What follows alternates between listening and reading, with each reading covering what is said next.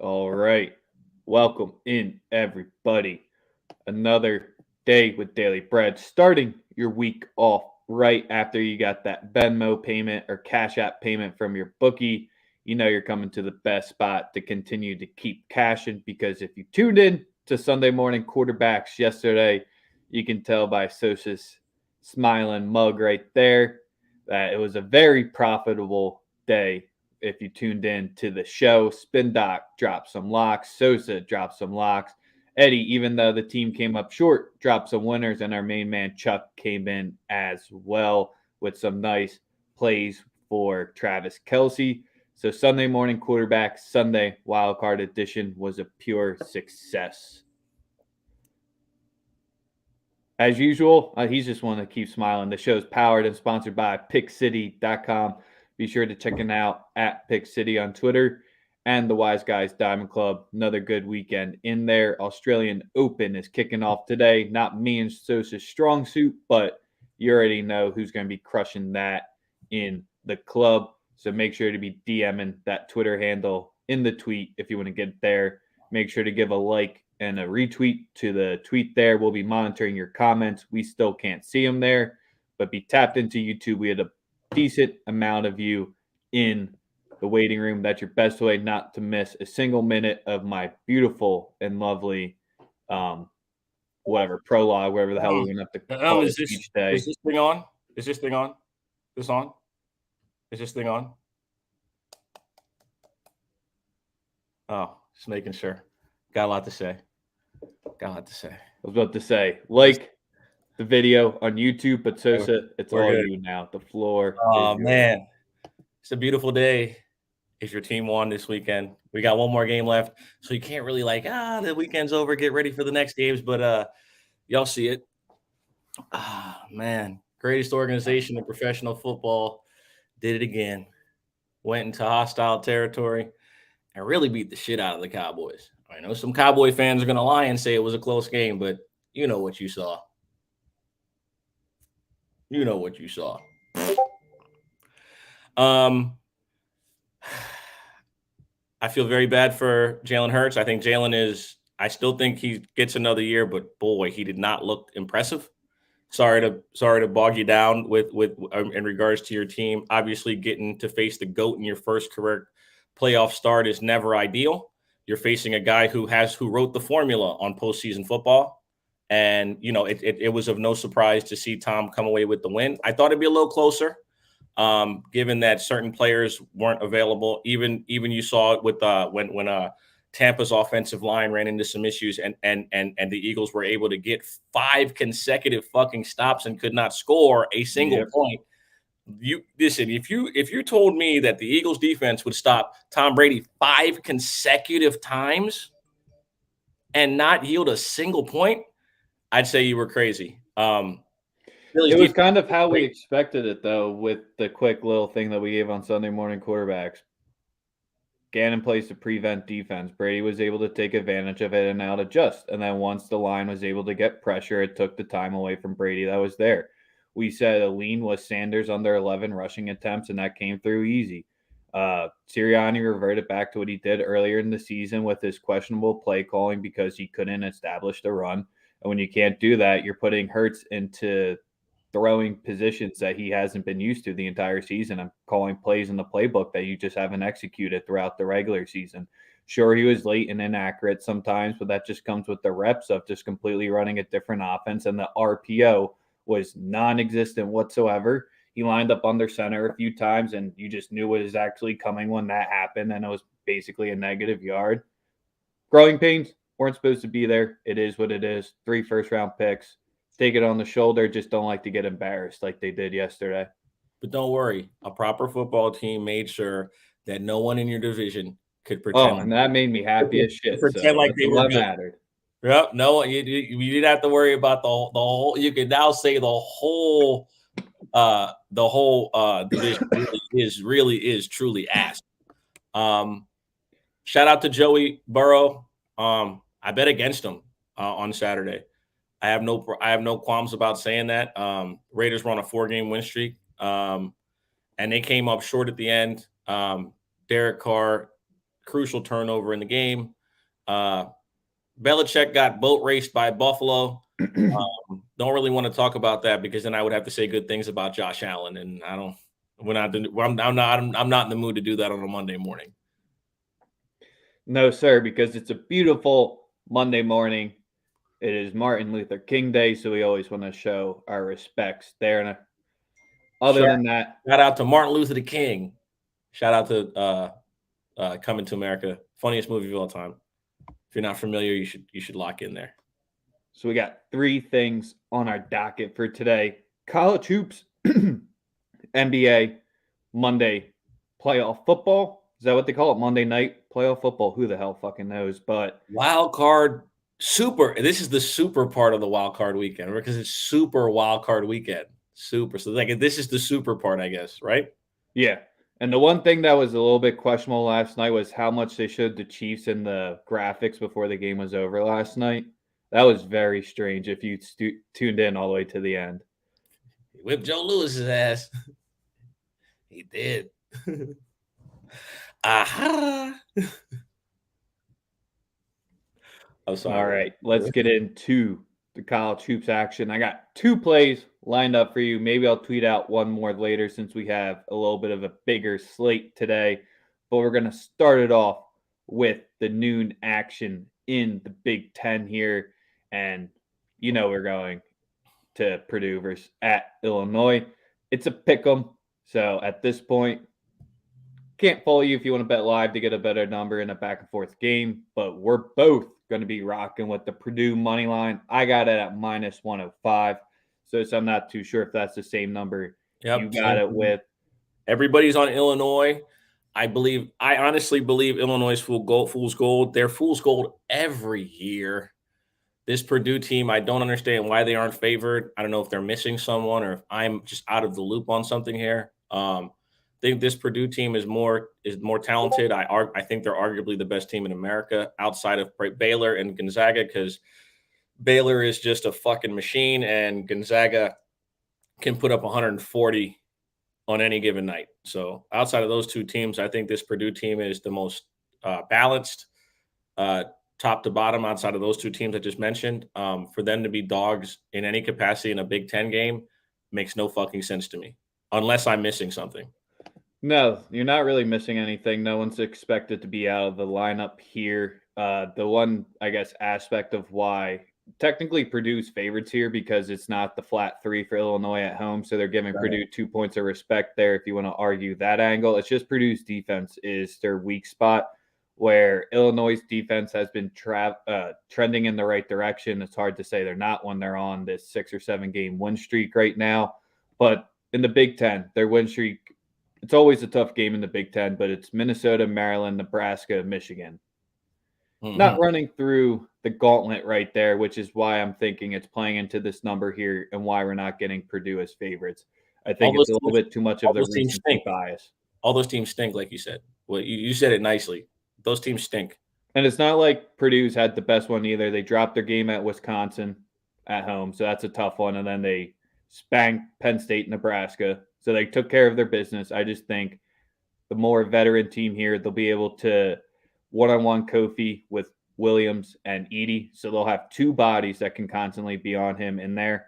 And just a better, not better team at 3 by a wide margin, but we're going to take the Boilermakers boiling up money line minus 105. Yes, sir. Great way to start the day. You know? Yeah, but I'm liking that our main man, Goose and D-Rock, both Rutgers and Michigan fans, so Big Ten guys liking it.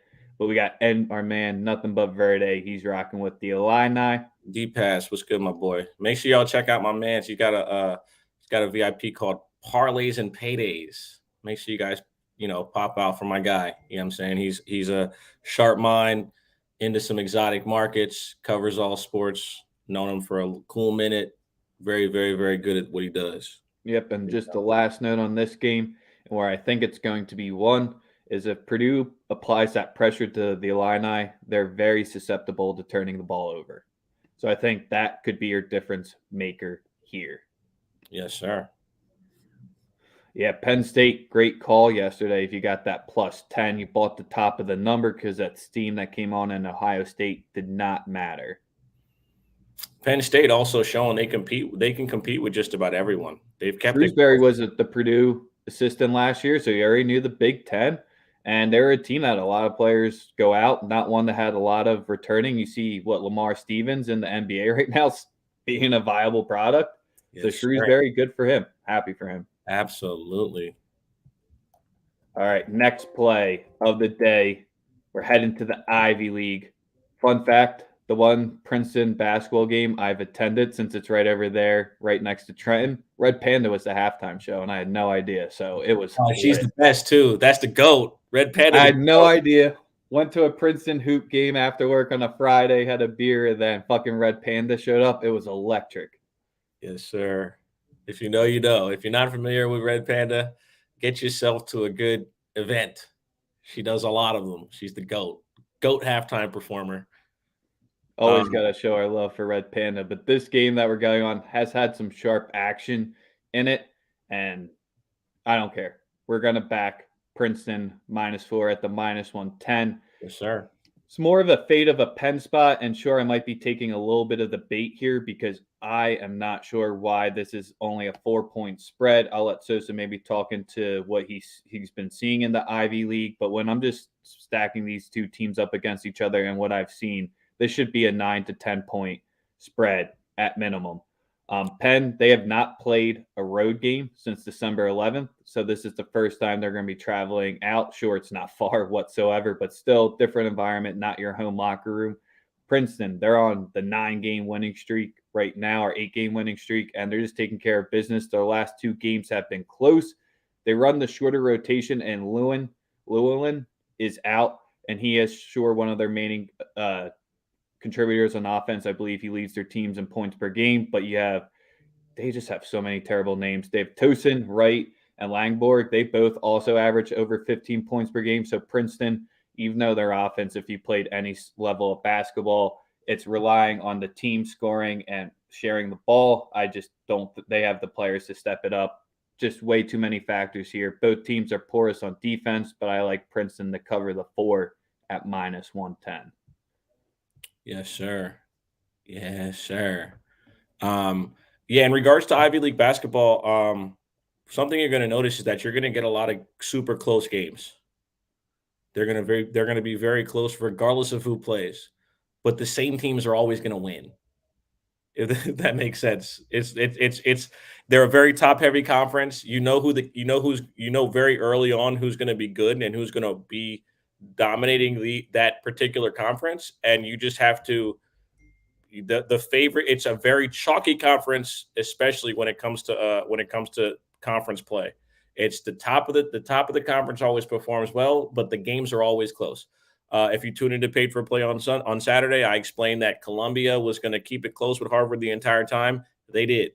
They covered the first half. They covered the full game. You're going to get a lot of those situations, especially when the team that is better is on the road tonight. Princeton at the crib. It should be like a 9-point spread. I have no idea why it's 4.5. I think that I believe this is stealing money, to be totally honest. All right. And yeah, just like Goose just said, Princeton, Harvard, Yale, pretty much. Yep. Penn fell out of it. Penn was there like 4 seasons ago, two seasons ago, but they've dropped out. Penn had a little run, and then they precipitously fell off ever since getting rid of who was the coach. That's going to bother me. I'm blanking on the coach's name as well. Was Dunphy the coach? No, Dunphy was. He left and went to. That was a cool minute ago. That was a while ago. Who the fucking? I can't remember his name, but yeah. Nonetheless, Princeton is definitely the play today. What else we hitting on for college basketball? We got any more? 2, 3? The Utah versus Arizona State, very fishy there. Utah's just been trash. In Arizona State, they had that 29-point game. Who can trust them? Indiana at Nebraska, 10-point spread. Who knows there? I guess the other big one would be Notre Dame at Howard. Can Howard make any noise? Keep it within double digits? I don't know, man. That's a tough one for me. I think I have again. I have nothing for it, to be totally No, honest. and then the last play. This is a personal one. We are not going to be recapping it. I'm just giving it out. I'm playing my lean. The Hawks are going to smack Pasta Dish today, -7.5, -110. You called them pasta dish. The school is LaSalle. If you ever seen It's Always Sunny, I sounds know. like a pasta dish. I know. I know. I know that's where he got it from, but it's like for people who don't know what he's talking about, that's what pasta dish is. Pasta dish is LaSalle University. That was something's wrong with you, man. Yeah, the total's been steaming up in this one as well. It opened at 146, we're up to 148, and the Hawks opened at 8.5, and they're down to 7.5. Just a personal play for me backing the alma mater here, just because I don't believe in LaSalle. Home game here within the A10. The Hawks need it after dropping 2 in a row. That's why I don't want to advise other people to be laying 7.5 with the St. Joe's team that isn't too great on defense, but LaSalle's that much worse. I'm just backing the alma mater here since I'm off today. NBA time.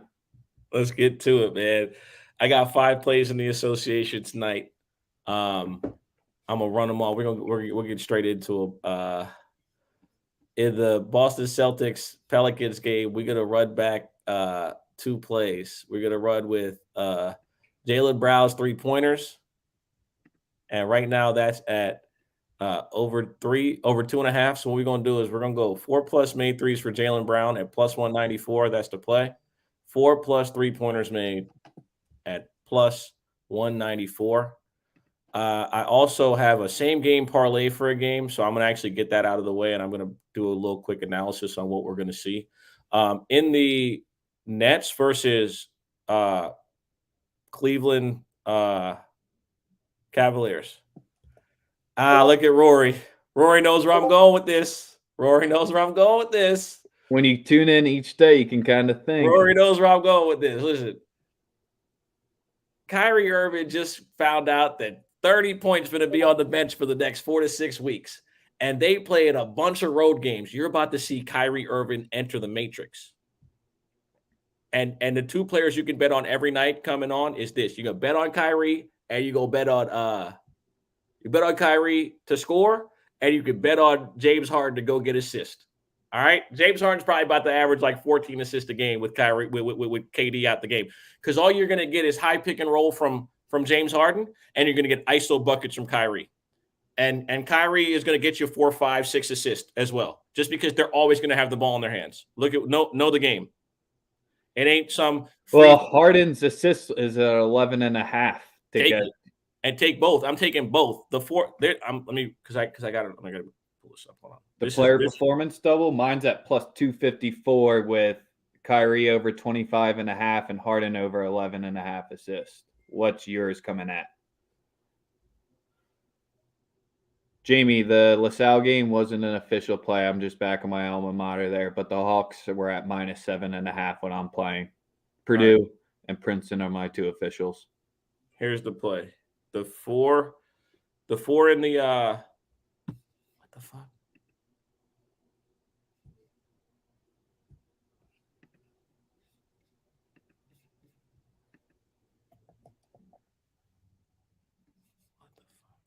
Yeah, my computer. Uh-oh, Sosa entered the matrix.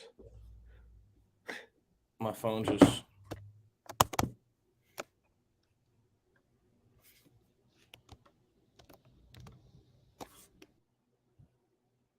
All right, Sosa got out of here for a second, so he'll be right back. He's trying to figure out what the Kyrie for his player performance double parlay for Kyrie's points and Harden's assists, and it got so powerful, took out, I guess, his internet connection here. Steven, for the side in this game, I'll let Sosa come back, but we know Cleveland, they started to recover after being that covering machine early on in the air. Yeah, it looks like FanDuel got his Wi-Fi kicked out for winning too much. When Brooklyn, after they've won by 10 points or more, they're 1-9 ATS so far this season, which is one little tidbit that I saw so far. He's still a little bit of a bum. He ain't the worst. I'll give him another year, but that offense he needs to adjust. And once the run completely becomes non-existent in his offense, he needs to be able to adjust and not put Hurts into those disadvantageous positions like he was yesterday.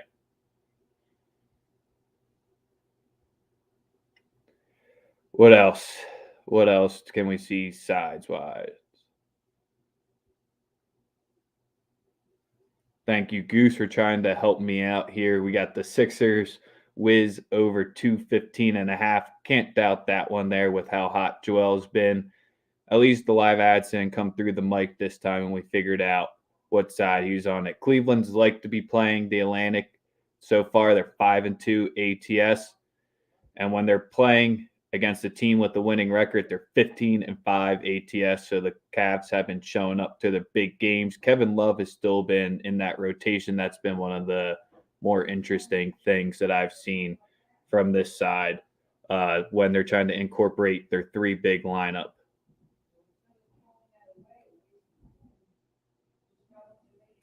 Sosa just texted me 2 minutes, so I'm trying to keep it going. So there he is.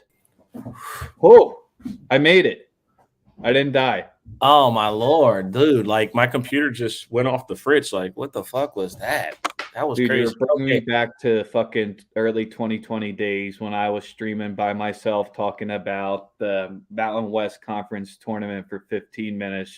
Rex hates that, by the way. He's like, we both are the same. Like, I hate being on camera by myself. So, like, it works out perfect when we work together because I know he hates it, and vice versa. But yeah, we're back. We're back. Oh, I kept it pretty good throughout some trends that we have. We didn't leave the Brooklyn versus the Nets game that much. We talked about the Sixers a little bit, obviously, because that was the easiest way to keep it going. I got to read off the card or the parlay that I have for that game just because I feel like I know it's going to hit. And that is James Harden over 11.5 assists, Kyrie Irving over 4.5 assists, Jarrett Allen over 10.5 rebounds, and Kyrie Irving over 25 plus. Off top. That's that all those will hit today. What was the price at it? Plus 14, plus 15, 10. 15, plus 10 for that. And if you want to go away where you just take Kyrie's points and Harden's assists, if that's the way you want to do it, that still gets you to plus 250. So you can pick two, mix and match. You could go for the full 4 that he gave you, but plus 1,500 doesn't sound too bad to me. And right now, if the odds change in every second, it's like 15-75 right now. I do want to also say you never bet against Memphis or Atlanta on MLK Day. It's MLK Day, bro. If you're betting against Memphis today, you're not American. You might as well just get the hell out of here, man. So are you back in Memphis on the minus 8.5, or are you just going to money line parlay them? I like Memphis to win and cover. I think because Atlanta's dogs. Yeah, I like both of them. I think they both probably pulled out. Like I said, they got special. Those two teams have special jerseys. Memphis at the minus 8.5. That lets me know that someone else isn't playing outside of just. So I think they're missing their entire starting backcourt in Lonzo. We're gonna be in the crib. Let's go. We got our Daily Bread affiliates, boots on the ground from the Players Ball podcast. Let's go. I also like Ja to go for a 30 ball today.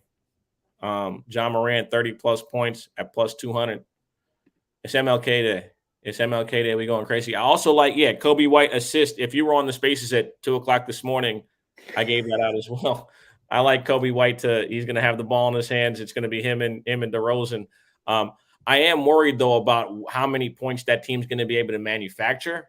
You got a super efficient shooting guard in Levine out, and then you have a point guard who spaces the floor and gets other people open looks, and Lonzo not available. I could see, DeRozan obviously playing well, but I could also see props possibly dying in this game. Just because Memphis could beat the brakes off of them. So be very mindful of that and limit your, understand your unit sizing when you're betting on this game. Atlanta's 4-4 to get into the Atlanta game against Milwaukee over the last 3 seasons ATS. It's just this year. I mean, we've been clowning on the Lakers. The Hawks are still 4-16 ATS against a team with a winning record, and they're 5.5 dogs. I know they want 1-6 ATS so far in January. I really want to. I'll back you with the angle here. It's just a tough one. Where suck it up, hungry dogs today. Let's go Atlanta. It's Atlanta on MLK Day. That's all. I know. I'm just trying to talk off the other people that are a little bit scared, like I was at first once you saw it, but don't matter. Yeah. I even think like what they do is they change the floor in Atlanta just for today. Like they have a special floor that they use just for today's game.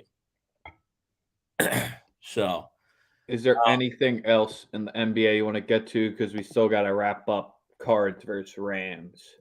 Yeah, we're gonna fade the fuck out the Lakers. Utah Jazz -9.5 alternate spread. Why? Because fuck them. That's why. Man, it's bad. I mean, I know the Jazz finally have their players back. Who read LeBron's open letter? I didn't read it. I just see that he did that. What a weirdo. Utah Jazz -9.5 +182. They're going to beat the shit out of the Lakers. Why? Because the Lakers can't beat a team with a winning record. You think they got a chance against the Utah Jazz? Going to beat the shit out of them boys. It's going to be the one disgrace on Martin Luther King's Day. Utah beaten. It's the Lakers, dog. You surprised? They stink. Y'all need to stop lying to each other. They stink, bro. Not good. Like, stop it. They're not good. All right, there's one fishy line, I think, out there today, and then we'll go to NFL if you don't have anything else. Juan, I'm sorry, my brother. They suck. You fucking stink. They're not good. Stop lying to yourselves. LeBron. Why are the Heat only -3 today? Because Toronto's been playing well, and they match up well with them. Bam's still not in the lineup, correct? Because U7 still going up for the bigs. I mean, I just don't know. 3 in Miami. And Scotty Barnes back today. Yeah, fade him when the player comes back. He's not a superstar though. Like, see, that's the thing. It's like you only fade him when it's like their star. Like Scotty Barnes is good, but it's like and they're a system team with a system coach. I don't know. I like the Raptors to keep it close against them, man. Well, my one NBA play of the day is the Heat -3. Let's go then. All right. Well, after a 10-point loss, 7-2 this season, upset loss as a favorite, 8-3 this season, ATS, bounce back. No Lowry today. It's all right. I don't want that fat ass in there anyway. All right, fair enough. He is a fat ass. All right. It's Monday. We have to have a little fun. It's before noon. Let's talk the playoff football for tonight. Oh man, we on to the NFL. Obviously, I want to just give a quick shout out to the NFC West, the best division in football. The only division guaranteed to have 2 teams in the next round of the NFL playoffs. When you're great, and when you have to defeat greatness to continue on, that lets you know the mold of a team. Now, both these teams is ass, but I'm just giving even though they finished a better record, I'm just giving credit to the division because we already won. See, it's going to be lovely seeing at least one of these teams fucking lose tonight for me. Start by saying that, right? I'm going to love it. Somebody's going to lose, and I'm not going to give a fuck. I'm on Arizona today. Eric Weddle is fucking playing safety tonight for the Los Angeles Rams. Arizona at the crib. J.J. Watt back. They got a black quarterback. It's MLK Day. It's not out. Isn't it in SoFi? Yeah. No, is it? Yeah. It is. I don't care. It might as well be a home stadium. Don't nobody. No, I mean, yeah, they'll travel there well, but I was just saying. Yeah, like I said, I'm rocking with Kyler Murray today. Why? Because it's MLK Day, Black Power, NFL quarterback who starts for the Arizona Cardinals. I'm rocking with them today. Plus 3.5. Arizona on the money line at plus 156. Lock it in. Matt Stafford to throw an interception. I believe that's at minus 120. Easy money. Kyler Murray to throw a pick as well, minus 102. They both will throw an interception tonight. That's a guarantee. No concern with Cliff's first playoff game? No. I have no concern. I think that big time players make big time plays in big time moments. I think that's what we're gonna get from Kyler Murray. He walks it, he talks it. It's a put up or shut up type of situation for him. I can give a fuck about Matt Stafford. We know what we're gonna get from him. He gonna fade. He gonna find a way to fuck up the cash. He always does. It's Matt Stafford. That's what he does. Yeah, that's why I definitely would say, even if you're not strongly feeling away in this game, I think you would have to take the points here just because with the way Stafford has shown no lead is safe regardless of the quarter, because I think you'll be able to get the Rams at the same 3.5 at one point. If you're really a middler, you think it's going to be that close. The over seems, that's the one angle with 49.5. It seems too easy for a storybook for it to be over, especially to the point where Weddle was just signed off the bench. That's how desperate their back of their 7 is. So that's just where it could just stay under like it did with the Birds yesterday. I'm also call my shot here. Byron Murphy plus 750 to record an interception. Byron Murphy interception tonight. I'm also gonna roll with Chandler Jones to record a sack at minus 140. It's juiced, but I like him to do that. Tonight, what you're gonna see is McVay's ego get in the way. He's gonna try to 5 and 7 step drop all night with Matt Stafford, and it will lead to his demise because they're gonna keep it in front of him. They're gonna give up all the underneath stuff, not get beat deep, and he'll end up turning the rock over. That's my firm expectations. I don't trust Matt Stafford, and I trust Kyler Murray more. I don't. Yeah, Matt Stafford's career loser. That's all he's ever fucking done. Lost. So I don't care if he was in Detroit. You can take him out of Detroit, but I don't think you can take the Detroit out of him. He's Motown for life. He's not it. So that's all right. So quick hitter questions for you in this game, Sosa, because when it's just me and you, I gotta have them ready because you didn't mention one man's name, and every single time he's played, you've always mentioned OBJ. ATD sitting around 130. Anything big for him? Because I know you're just saying you don't trust Stafford, but do you trust him? OBJ getting the end zone. I love that. I love it. I'm obviously do it. Like I'm obviously looking into it a little bit more.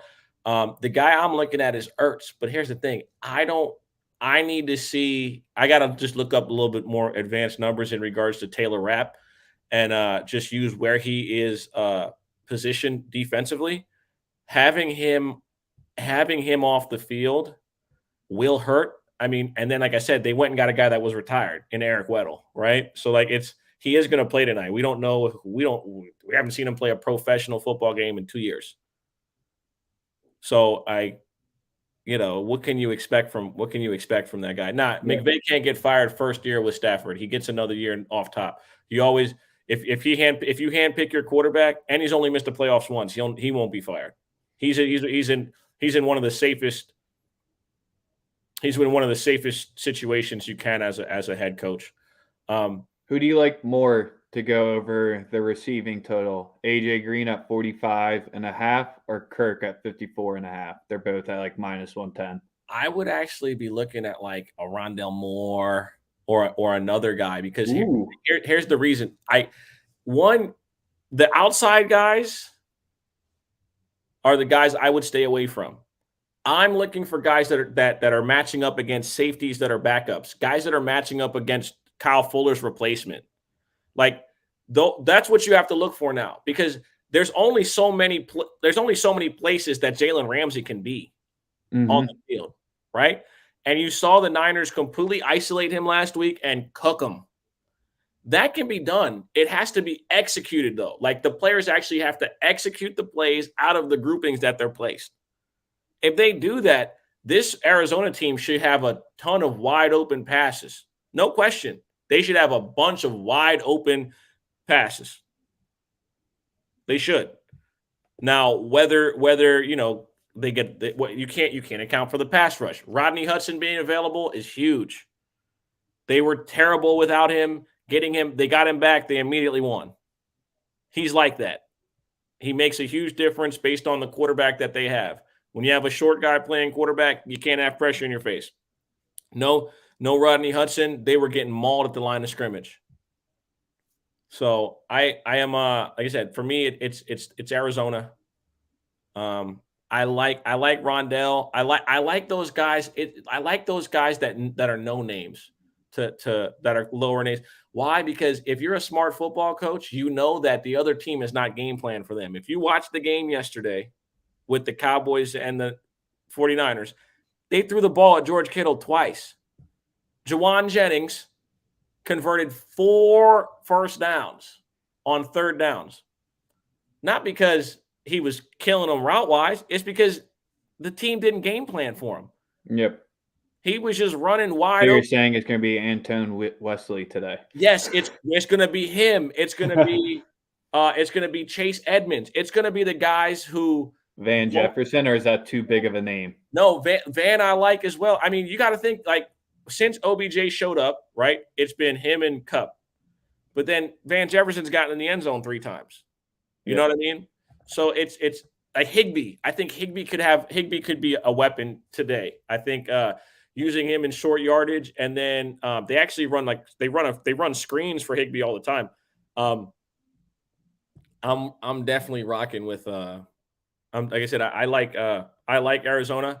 I think the game could eventually go over, but I think it could be a slow start. So if you're taking the over, I wouldn't be too concerned. I think you could get the points, but again, it's all about how the game starts. In both games, turnovers played huge parts in how the game script went. When Darrell Henderson fumbled in the first game, completely turned it on his head. So that's very important in this particular game. But other than that, like I said, I would go after your slot receivers, your slot guys. Your slot receivers. And I don't even know, do we even know who's playing tonight for running backs? I know Chase Edmonds is on here. Is James Conner for sure a go? I think it's probably a little bit too early to tell because all the books are just going to have the odds listed right now because no one just wants to show their hand. So that's why I stayed away from the running back props too, because even if you jump over to the Ram side, you got Akers and Michelle. Facts. So that's about it for today's Daily Bread. Started the show with college hoops plays, then jumped into NBA plays, wrapped it up with Monday Night Football. Coming back at you live tomorrow. That's our wrap. Give us a like. Subscribe.